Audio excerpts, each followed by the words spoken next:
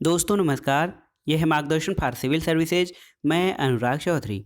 दोस्तों, भारतीय संविधान और राज्य व्यवस्था से संबंधित महत्वपूर्ण प्रश्नों का ये चौथा भाग है, जिसमें हम संविधान की अनुसूची, विशेषताएं और संविधान के स्रोत से संबंधित महत्वपूर्ण प्रश्नों को सॉल्व करेंगे।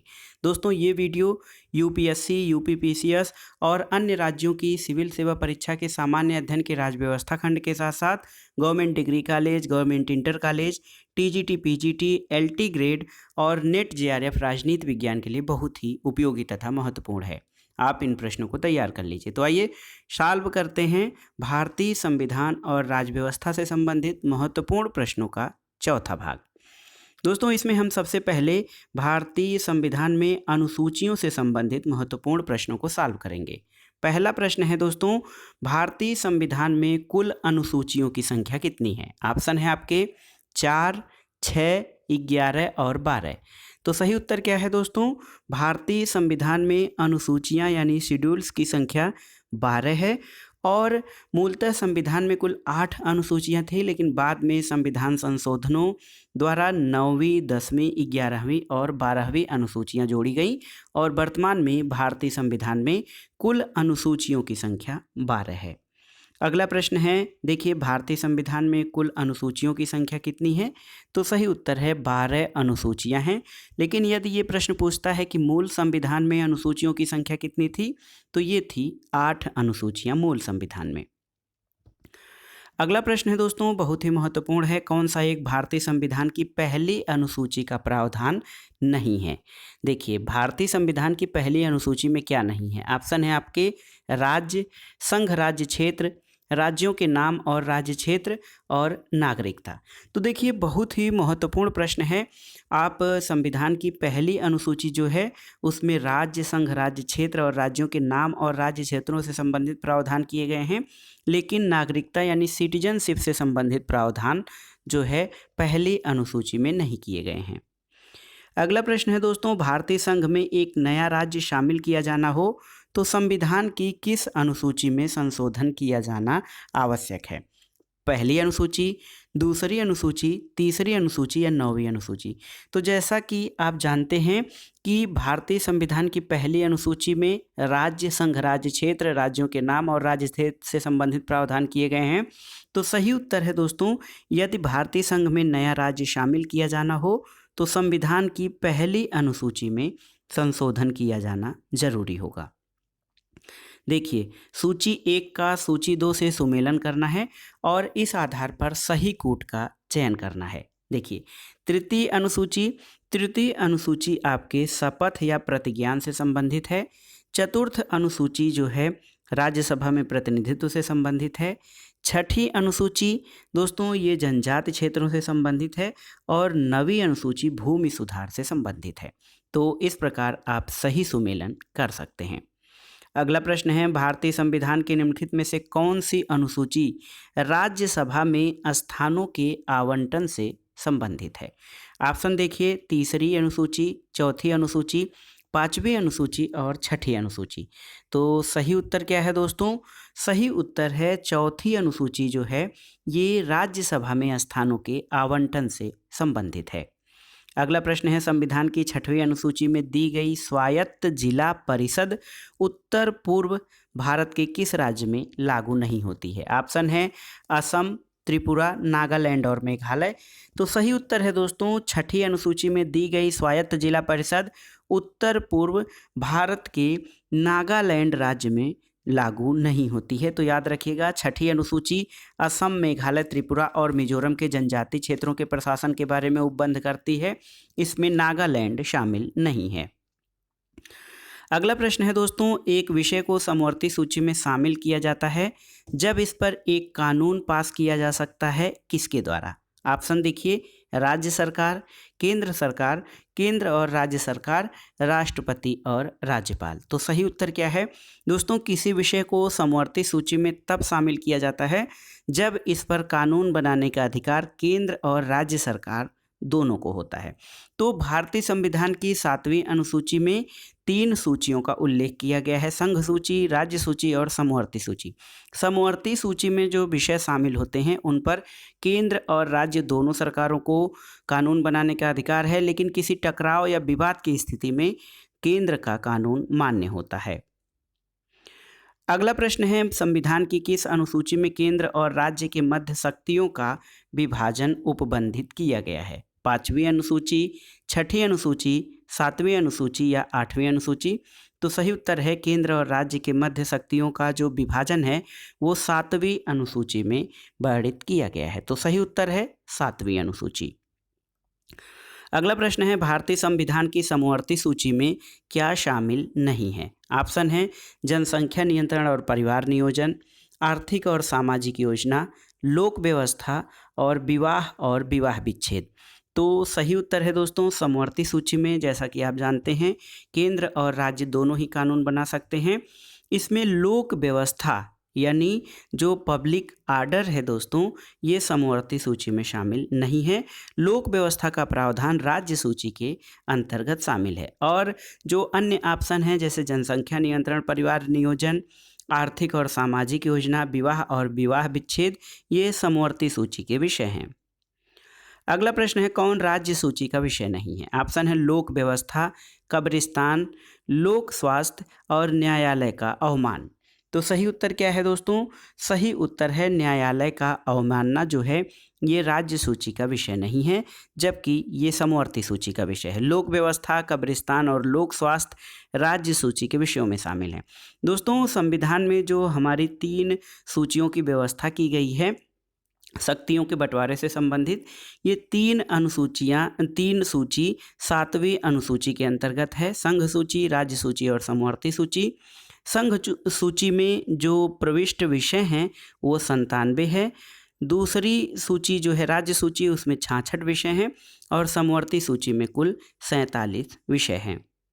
अगला प्रश्न है, निम्नलिखित में से कौन सा संघ सूची का विषय नहीं है? ऑप्शन है विदेशी ऋण, डाकघर बचत बैंक, अंतर्राज्यिक व्यापार और कृषि आय पर कर। तो सही उत्तर बताइए। दोस्तों संघ सूची का विषय इसमें से कृषि आय पर कर नहीं है। कृषि आय पर कर ये देखिए ये राज्य सूची का विषय है, जबकि विदेशी ऋण, डाकघर बचत बैंक और अंतर्राज्यिक व्यापार ये सभी आपके संघ सूची के विषय हैं। कृषि आय पर कर राज्य सूची के अंतर्गत आता है। अगला प्रश्न है, कौन सा विषय संघ सूची का विषय नहीं है? विवाह और तलाक, नागरिकता, बैंकिंग और अंतर्राज्य व्यापार। तो सही उत्तर है विवाह और तलाक। दोस्तों विवाह और तलाक, विवाह और विवाह विच्छेद ये संविधान की समवर्ती सूची में जो संघ सूची, राज्य सूची के अलावा तीसरी समवर्ती सूची है उसमें इसका उल्लेख किया गया है। अगला प्रश्न है, कौन सा विषय भारतीय संविधान के समवर्ती सूची के अंतर्गत आता है? ऑप्शन है विवाह और विवाह विच्छेद, संघीय लोक सेवाएं, पुलिस और आयकर। तो सही उत्तर क्या है दोस्तों? सही उत्तर है विवाह और विवाह विच्छेद, ये समवर्ती सूची के अंतर्गत शामिल होता है। अगला प्रश्न है, कौन सा एक भारत के संविधान में राज्य सूची का विषय नहीं है?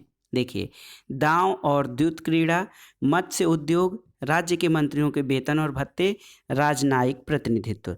तो सही उत्तर है दोस्तों राजनयिक प्रतिनिधित्व, ये संविधान में राज्य सूची का विषय नहीं है।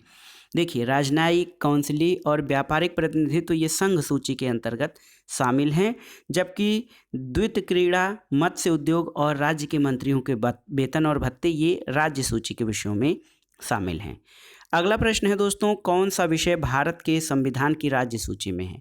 पुलिस, केंद्रीय लोक सेवाएं, शिक्षा और उपर्युक्त में से कोई नहीं। तो आपको बताना है कौन सा विषय राज्य सूची में है। तो सही उत्तर है पुलिस।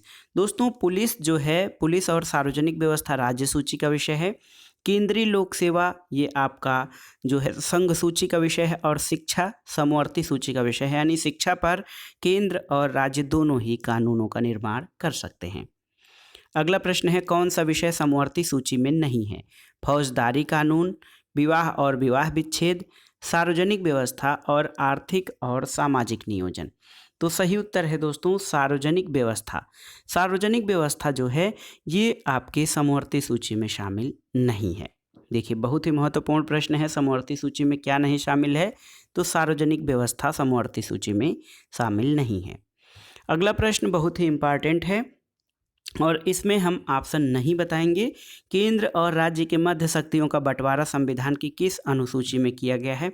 आपको याद होना चाहिए दोस्तों, ये 7वीं अनुसूची है जिसमें केंद्र और राज्य के बीच शक्तियों का बंटवारा किया गया है। अगला प्रश्न है, भारत में केंद्र को शक्तिशाली बनाने का संवैधानिक कारण क्या है? ऑप्शन देखिए, राज्य के नीति निर्देशक तत्व, केंद्रीकृत नियोजन, क्षेत्रीय परिषदें और संघीय सूची। तो सही उत्तर है, भारत में केंद्र को शक्तिशाली बनाने का संवैधानिक कारण जो है ये संघीय सूची है। भारतीय संविधान में संघीय ढांचे को मजबूत बनाने के लिए केंद्र और राज्यों के जो शक्ति के क्षेत्र हैं उनको निर्धारित कर दिया गया है, क्योंकि महत्वपूर्ण जो विषय हैं उनको संघ सूची में और कुछ विषय राज्य सूची में और समवर्ती सूची में दोनों में कानून बनाने के विशेष अधिकार के कारण केंद्र को शक्तिशाली बनाने का संवैधानिक प्रयास किया गया है।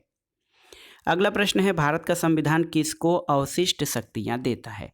तो आपको जानकर ये आप जान लीजिए कि भारत में जो संघ है उसको मजबूत बनाने का संघीय शासन व्यवस्था है और इसमें संघ और प्रांतों के बीच जो शक्तियों का विभाजन होता है संविधान के द्वारा कर दिया जाता है।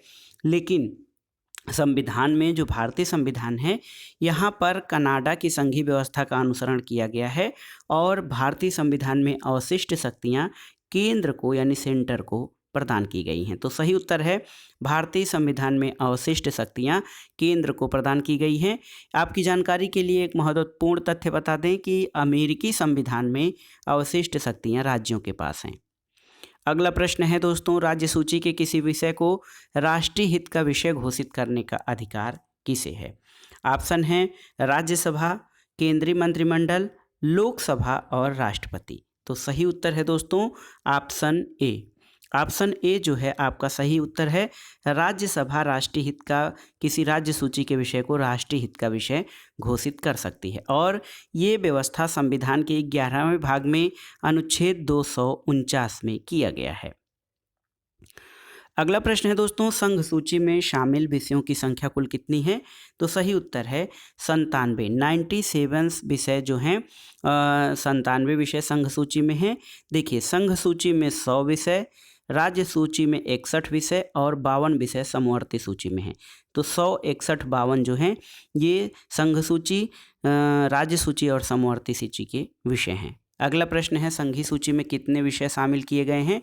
तो संघीय सूची में कुल विषयों की संख्या दोस्तों सही उत्तर है आपका 97। यहाँ पर देखिए जब ये प्रश्न पूछा गया था तो उसमें मूलतः 97 विषय थे, लेकिन वर्तमान में अब संघ सूची में 100 विषय शामिल हैं। अगला प्रश्न है, 42वें संविधान संशोधन के बाद भारत के संविधान की समवर्ती सूची में कुल विषयों की संख्या कितनी है? तो सही उत्तर है 47। समवर्ती सूची में 47 विषय शामिल हैं। अगला प्रश्न है दोस्तों, देखिए समवर्ती सूची में 47 विषय, लेकिन वर्तमान में 52 विषय शामिल हो गए हैं अब समवर्ती सूची में। अगला प्रश्न है कि कौन सा एक समवर्ती सूची में परिभाषित विषयों पर विधियों का निर्माण कर सकता है? ऑप्शन है आपके राज्य विधानमंडल, संसद, ए और बी दोनों और उपर्युक्त में से कोई नहीं। तो दोस्तों जैसा कि आप जानते हैं समवर्ती सूची में वो विषय शामिल हैं जिन पर राज्य के विधानमंडल और संसद दोनों को कानून बनाने का अधिकार है और आप जानते हैं कि समवर्ती सूची में वर्तमान में कुल 52 विषयों का उल्लेख है और इन पर कानून बनाने का अधिकार संघ और राज्य दोनों को है। अगला प्रश्न देखते हैं, 8वीं अनुसूची में कितने भाषाओं का उल्लेख किया गया है? दोस्तों 8वीं अनुसूची में भाषाओं का उल्लेख किया गया है। ऑप्शन है आपके 13, 14, 15 या 16। तो आपकी जानकारी के लिए बता दें दोस्तों 8वीं अनुसूची में कुल 22 भाषाएं हैं और न कि 13, 14, 15 या 16। देखिए पहले केवल 14 भाषाओं को राज्य की भाषा का दर्जा प्राप्त था। 92वें संविधान संशोधन 2003 द्वारा इसमें बोडो, डोगरी, मैथिली और संथाली को जोड़ा गया, तब 18 भाषाएं हो गई थी। उसके बाद 1992 में 71वें संविधान संशोधन द्वारा पहले नेपाली, कोंकणी, मणिपुरी को जोड़ा गया था। तो वर्तमान में अब तक 22 भाषाएं जो हैं, याद रखिएगा संविधान की 8वीं अनुसूची में कुल 22 भाषाएं हैं। अगला प्रश्न है भारतीय संविधान की 8वीं अनुसूची में कुल कितनी भाषाएं हैं? तो सही उत्तर है 22 भाषाएं। और दोस्तों यहाँ पर देखिए एक महत्वपूर्ण प्रश्न आपकी जानकारी के लिए कि भारतीय संविधान की 8वीं अनुसूची में कौन सी भाषा शामिल नहीं है? हिंदी, अंग्रेजी, संस्कृत या संथाली में से? तो इसमें हिंदी भी शामिल है, संस्कृत भी शामिल है, संथाली भी शामिल है, लेकिन अंग्रेजी संविधान की 8वीं अनुसूची में जो शामिल भाषाएं 22 हैं उसमें शामिल नहीं है।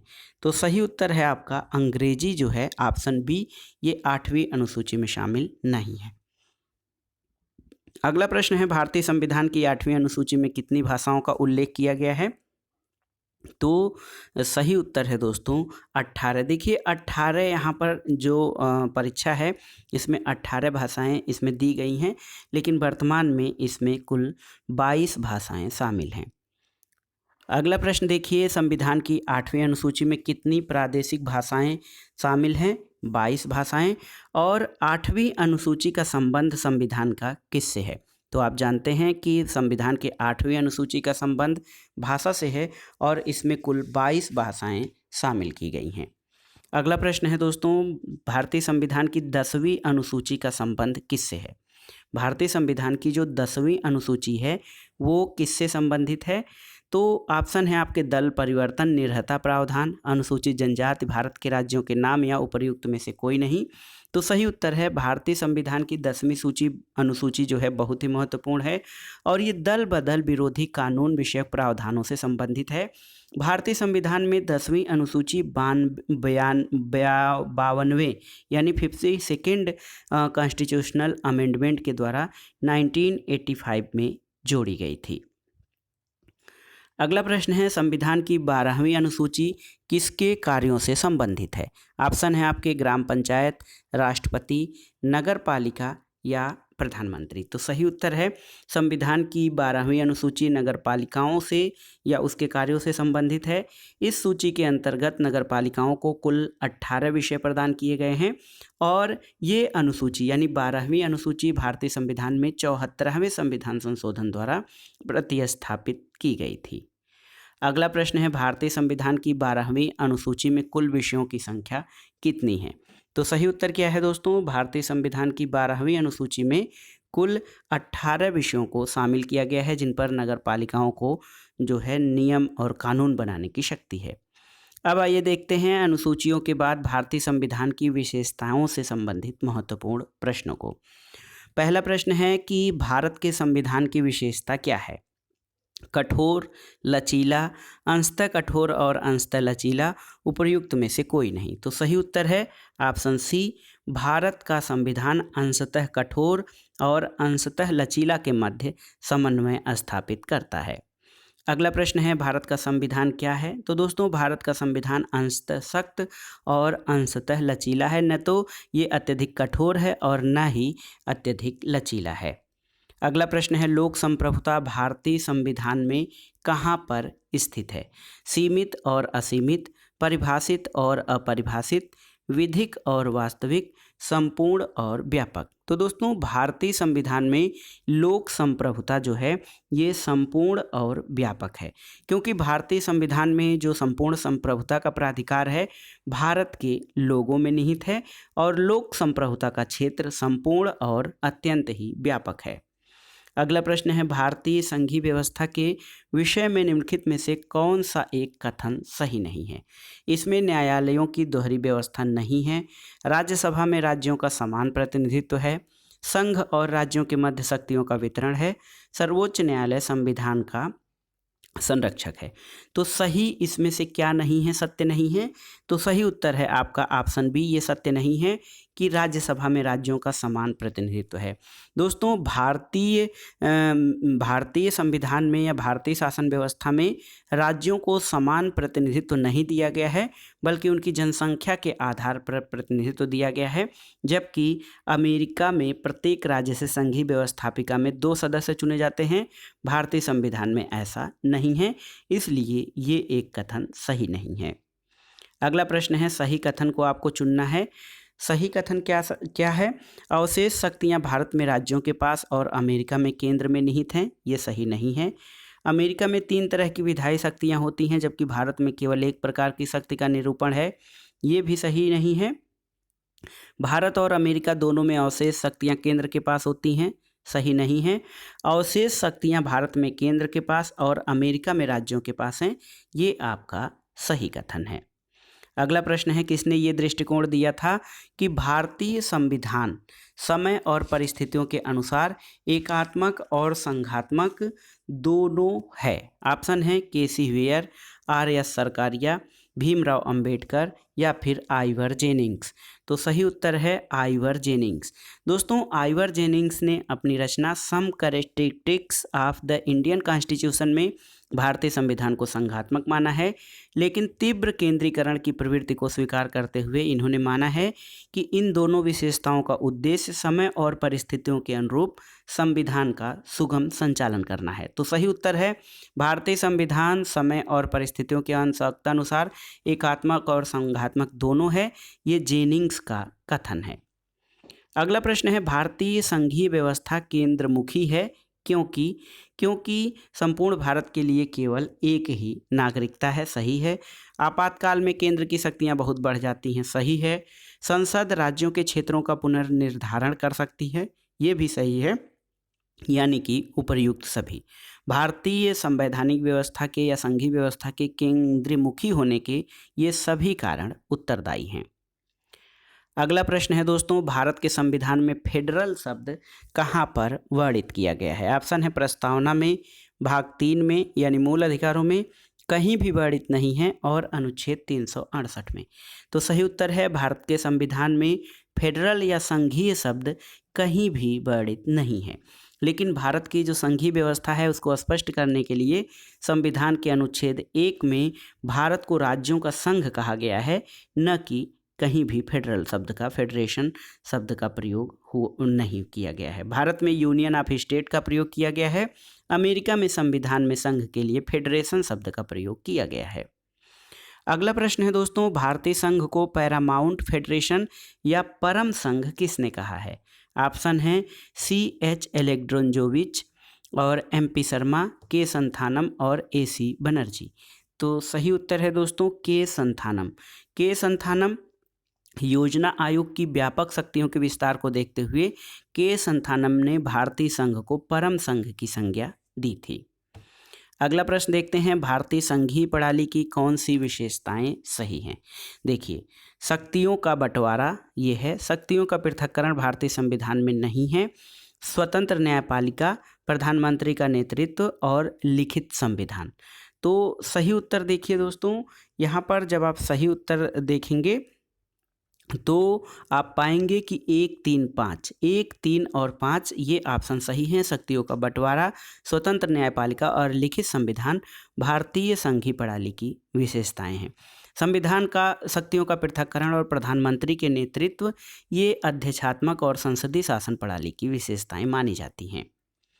अगला प्रश्न है दोस्तों, भारत एक गणतंत्र है, यानी इंडिया एक रिपब्लिकन स्टेट है या रिपब्लिक है, इसका अर्थ क्या है?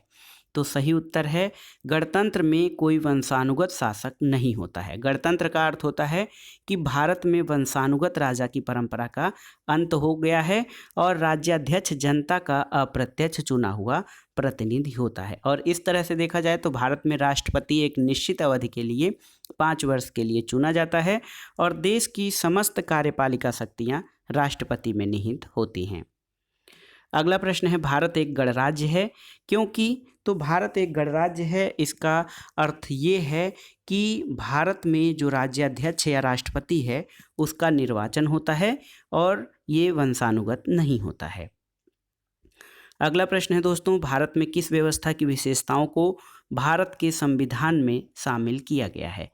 ऑप्शन है संघीय व्यवस्था की विशेषताएं, एकात्मक व्यवस्था की विशेषताएं, दोनों यानी संघीय और एकात्मक व्यवस्था की विशेषताएं और परिसंघ व्यवस्था की विशेषताएं। तो सही उत्तर है भारत के संविधान में संघीय और एकात्मक दोनों की विशेषताओं को अपनाया गया है।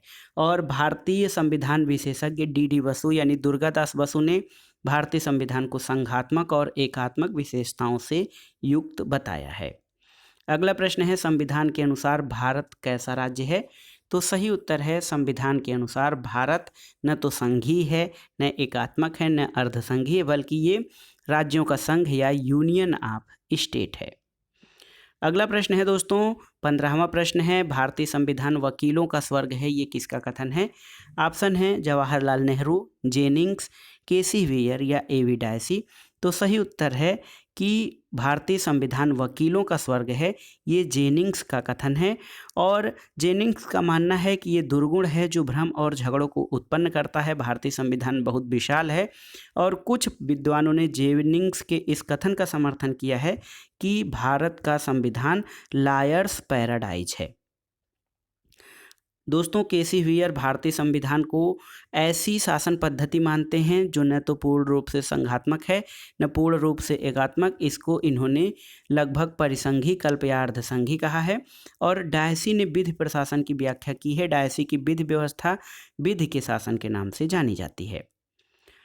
अगला प्रश्न है, भारतीय संघ अधिक से अधिक अर्ध संघ है, ये कथन किसका है? तो सही उत्तर है दोस्तों भारतीय संविधान को अर्ध संघात्मक या क्वासी फेडरल केसी वेयर ने कहा है। भारत के संविधान ने अमेरिका की न्यायिक सर्वोच्च प्रणाली और इंग्लैंड की संसदीय सर्वोच्चता के सिद्धांत के बीच आश्चर्यजनक रूप से एक मध्यम मार्ग खोज निकाला है, ये कथन किसका है? तो ऑप्शन है आपके एम.वी. पायली, डी.डी. बसु यानी Durgadas Basu, sir Ivor Jennings और ग्रेनविल जे ऑस्टिन। तो सही उत्तर है ये कथन डी.डी. बसु का है, जो प्रसिद्ध संविधानवेत्ता हैं। उनका मानना है कि भारतीय संविधान अमेरिका की न्यायिक सर्वोच्चता की प्रणाली और इंग्लैंड की संसदीय सर्वोच्चता के बीच आश्चर्यजनक रूप से एक मध्यम मार्ग जो है वो खोज निकालती है। अगला प्रश्न बहुत ही महत्वपूर्ण है, संसदात्मक सरकार में क्या होता है? एक संसदात्मक सरकार व्यवस्था में क्या होता है? तो सही उत्तर है दोस्तों संसदात्मक सरकार व्यवस्था या पार्लियामेंट्री फॉर्म ऑफ गवर्नमेंट जो होता है उसमें कार्यपालिका व्यवस्थापिका के प्रति उत्तरदायी होती है। और भारत में संसदात्मक शासन प्रणाली को अपनाया गया है। भारतीय शासन व्यवस्था में कार्यपालिका विधायिका के अधीन रहकर कार्य करती है और कार्यपालिका यानी मंत्रिपरिषद सामूहिक रूप से विधायिका यानी लोकसभा के प्रति उत्तरदायी होती है। अगला प्रश्न है, संसदात्मक सरकार की कौन सी विशेषता नहीं है? देखिए, नाम मात्र का अध्यक्ष ये संसदात्मक सरकार की विशेषता है। कार्यपालिका का निश्चित कार्यकाल, तो कार्यपालिका का निश्चित कार्यकाल ये जो है ये विशेषता नहीं है भारतीय संसदात्मक सरकार की। व्यवस्थापिका और कार्यपालिका में घनिष्ठ संबंध और कार्यपालिका का सामूहिक उत्तरदायित्व। तो देखिए, भारत की संसदात्मक सरकार में कार्यपालिका का निश्चित कार्यकाल नहीं होता है, क्योंकि देखा जाए तो कार्यपालिका पर व्यवस्थापिका का नियंत्रण होता है। यहाँ पर कार्यपालक केवल नाम मात्र की कार्यपालिका होती है, वास्तविक कार्यपालिका मंत्रिमंडल होता है। अब आइए देखते हैं दोस्तों संविधान के स्रोत। भारतीय संविधान के निर्माण में कई स्रोतों का सहारा लिया गया है और इसमें हम देखेंगे संविधान के प्रमुख स्रोतों के बारे में जो प्रश्न है। पहला प्रश्न है कि संघ को राज्यों को आदेश देने का विचार भारत के संविधान के निर्माताओं ने कहाँ से प्राप्त किया था? ऑप्शन है 1935 के भारत सरकार अधिनियम से, अमेरिका के संविधान से, सोवियत संघ के संविधान से और ऑस्ट्रेलिया के संविधान से। तो सही उत्तर है दोस्तों ऑप्शन ए आपका सही है कि संघ को राज्यों को आदेश देने का विचार भारत के संविधान निर्माताओं ने 1935 के भारत सरकार अधिनियम से प्राप्त किया था। अगला प्रश्न है कि भारत की संघात्मक व्यवस्था में शक्ति विभाजन संबंधी 3 सूचियां कहां से ली गई हैं? ये बहुत ही महत्वपूर्ण प्रश्न है। भारत की संघात्मक व्यवस्था में शक्ति विभाजन संबंधी जो 3 सूचियों की व्यवस्था है, संघात्मक, राज्य सूची और समवर्ती सूची, ये कहाँ से ली गई है? ऑप्शन है संयुक्त राज्य अमेरिका, कनाडा, ऑस्ट्रेलिया या भारत शासन अधिनियम 1935। तो सही उत्तर क्या है दोस्तों? सही उत्तर है आपका ऑप्शन डी, भारतीय संघात्मक व्यवस्था में संघ शक्ति विभाजन या की संबंधी तीनों सूचियों का उल्लेख भारतीय शासन अधिनियम 1935 से किया गया है। अगला प्रश्न है, भारत में राष्ट्रपति राज्य के राज्यपाल को नियुक्त करने के लिए प्राधिकृत है और ये व्यवस्था कहाँ से ली गई है? तो सही उत्तर है ये व्यवस्था आपके यूएसए यानी संयुक्त राज्य अमेरिका के प्रारूप पर निर्भर है कि भारत में राष्ट्रपति राज्य के राज्यपाल को नियुक्त करने के लिए प्राधिकृत है। अगला प्रश्न है दोस्तों, निम्नलिखित में से कौन सा कथन भारतीय संविधान के बारे में सही है? यह एक मौलिक संविधान है, ये विकास का परिणाम है, ये एक उधार का झोला है और ये एक अनोखा संविधान है। बहुत ही महत्वपूर्ण जो है प्रश्न है। तो दोस्तों, भारतीय संविधान के बारे में अनेक विद्वानों का मत है कि यह एक उधार का झोला या उधार का थैला है, क्योंकि कई प्रकार के स्रोतों से इसका यहाँ से लेकर इसका निर्माण किया गया है। प्रोफेसर केटी शाह ने भारतीय संविधान को उधार का थैला कहा था। अगला प्रश्न है, भारतीय संविधान में संघ में अवशिष्ट शक्तियां निहित किए जाने का विचार जो है वो कहाँ से अपनाया गया है? भारतीय संविधान में संघ सूची में अवशिष्ट शक्तियां निहित करने का विचार कहाँ से अपनाया गया है? ऑप्शन है आपके कनाडा, अमेरिका, ऑस्ट्रेलिया या स्विट्जरलैंड। तो सही उत्तर है दोस्तों ऑप्शन ए, कनाडा के संविधान से ये चीज़ ली गई है कि संघ में अवशिष्ट शक्तियां निहित होती हैं। अगला प्रश्न है, भारतीय संविधान निर्माताओं ने संघवाद की अवधारणा को कहाँ से ग्रहण किया है? संघवाद की अवधारणा भारत में जो अपनाई गई है वो कनाडा के संविधान के प्रारूप पर आधारित है। तो भारतीय संविधान में जो संघीय ढांचे का लक्षण है कनाडा के संघीय ढांचे से लिया गया है। अगला प्रश्न है दोस्तों, भारत के समवर्ती सूची का विचार किस देश के संविधान से लिया गया है? यूएसए, इटली, ऑस्ट्रेलिया या फ्रांस? तो सही उत्तर है ऑप्शन सी। सही उत्तर है ऑप्शन सी, ऑस्ट्रेलिया के संविधान से समवर्ती सूची का प्रावधान लिया गया है। अगला प्रश्न है दोस्तों, भारत में समवर्ती सूची का विचार? तो सही उत्तर है ऑस्ट्रेलिया से। और सूची 1 का सूची 2 के साथ सुमेलन करना है आपको। देखिए, समवर्ती सूची आप जानते हैं कि इसका विचार ऑस्ट्रेलिया के संविधान से लिया गया है। संसदीय शासन प्रणाली का जो विचार है वो ब्रिटेन से लिया गया है। राष्ट्रपति पर महाभियोग की व्यवस्था ये अमेरिका के संविधान से लिया गया है। और संघात्मक स्वरूप जो है शासन का ये कनाडा के संविधान से लिया गया है। तो इस प्रकार सही जो सुमेलन होगा वो आपका हो जाएगा ऑप्शन डी, सही सुमेलन है। अगला प्रश्न है दोस्तों, भारत के संविधान निर्माताओं ने राज्य के नीति निर्देशक सिद्धांतों की अवधारणा को कहाँ से ग्रहण किया था? इसमें हम ऑप्शन नहीं बताएंगे। नीति निर्देशक सिद्धांतों की अवधारणा जो है ये दोस्तों आयरलैंड के संविधान से ली गई है। आपका जो उत्तर है वो होगा ऑप्शन सी, आयरलैंड के संविधान से जो नीति निर्देशक सिद्धांत हैं उनकी व्यवस्था ली गई है। अगला प्रश्न है दोस्तों, भारतीय संविधान में नीति निर्देशक सिद्धांत? तो ये प्रश्न कई बार पूछा है, याद रखिएगा।